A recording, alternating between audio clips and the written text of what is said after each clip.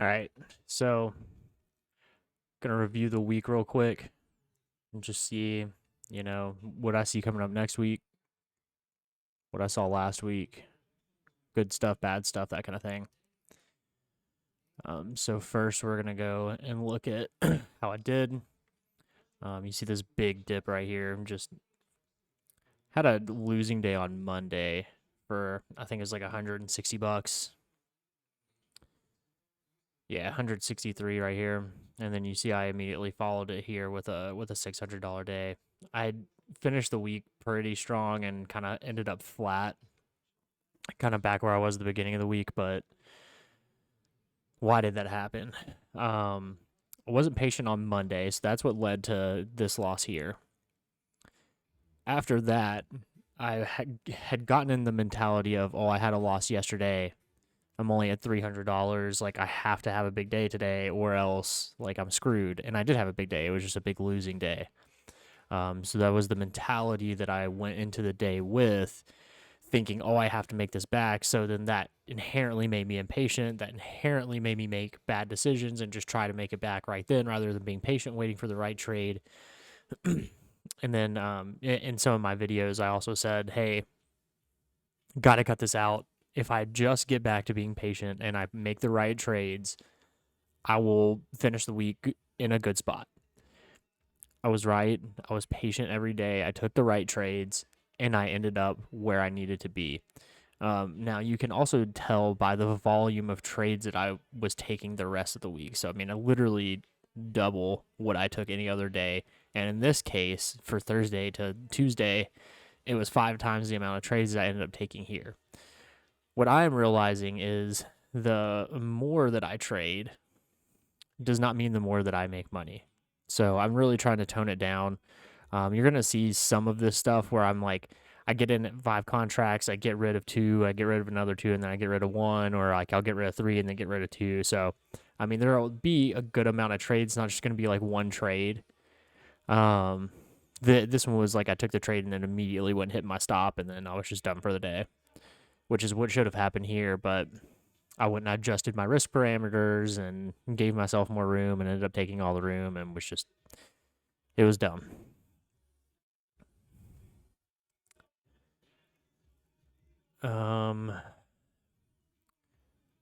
Yeah, I mean, the other thing that I need to start looking at is my best trade versus my worst trade. I just need to make sure, like, although these are pretty equal, I was long 5 contracts here and then I was long 10 contracts here and got smoked on this one, but the risk parameters are there because I cut this one at about 10 points and I cut this one about 21. So I mean it's a 2-to-1 risk reward. I just have to not do if I'm gonna take contracts, just take the same consistent size every single time. I'm not ready for 10 contracts. I realize that. I need to stick with 5 until I get over 1,000, then I can move myself up to a max of 7. And that's just me having to apply risk parameters to myself in the way that I'm trading so that I don't feel the emotion whenever I do get into trades. I'm realizing 5, I don't feel any emotion towards it. 10, if it starts dropping, like I freak out. So I'm not ready for that yet, and I'm going to keep it nice and low. But that's kind of a review of last week and what I've done so far. Now we're going to go into next week. What I like here is this consolidation. We have actually, I'm going to put it right there. I like this consolidation. It poked out a little bit here.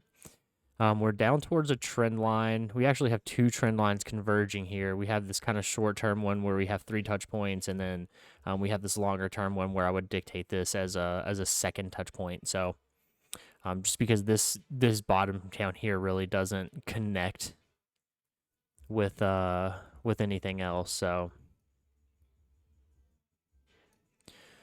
I like to watch this because sometimes these will break just because of the way the trend line is and it needs to come back down and rebounds before it's ready to go back up. But we also have to remember where we're at on the long term. We have this big long trend line. So we have broken this more short-term one. I'll put an orange one in here for us. really is that right there is what I was looking at. So this one's broken to the upside. We come back here, consolidate, and then push down. So this to me is 2 more touch points on this trend line. And then now we've come back up here. It didn't quite make it to the trend line, but for all intents and purposes, we made it to the trend line. I mean, we were a few points off. What I'm thinking needs to happen is we're going to do something similar to this, where we get a good push down, we come back up and retest, and then the actual move down happens. I'm thinking not the actual move down. We push up from here because this is a second point on a trend line, where this is probably the final touch of this temporary upward trend line. Got consolidation. I think we break here and then push up. Now, where we push up to, I'm not sure if we'll actually make it all the way to this because there's a lot of stuff to get through. I'm thinking because of the confluence here, we have the point of interest right here. We have a fair value gap here. Now, it's not fair value gap on this time frame. This is a fair value gap, I think, on a 5-minute time frame. But on a 30-minute, there is a fair value gap right here. There is one. It's just from here to here. I like to typically take the upper range of it because I think there's a lot of orders that need to be filled up in here. Sometimes we'll get right here and push down, but I like the 78.6% plus the fair value gap plus the point of interest plus all the orders that we have here to come up, retest this area, then push down, and then break through. So basically, what I would be looking for at the beginning of the week is a nice push up. And then what I would be looking for towards midweek is a good push down. And then hopefully at the end of the week, we get a break here and then a push back down and potential rebalance down to this demand zone here. There will be stops along the way, but that's kind of what I'm looking for. Good push up, good push down, break, and then rotation down lower. So it'll probably be longs at the beginning of the week and then shorts towards the end of the week, just going from here to here. Now, what's a fair value gap? Fair value gap is unfilled orders during a move down. So during where you have the top of this wick and the bottom of this wick, there's a big body right here. There's usually unfilled orders in here. You can see the volume of them right here. The reason I put the chart orders here is because I want to see, like, hey, is my level aligning up with where I see the orders? And it really is. So I'm going to keep all this stuff on here. Going to look for the break of this early in the week. If that ends up breaking Sunday night, which I expect it to, we're probably going to go to the upside. If we don't, then I'll have to start looking for retracements and then pushes down until we find some more consolidation and break to the upside.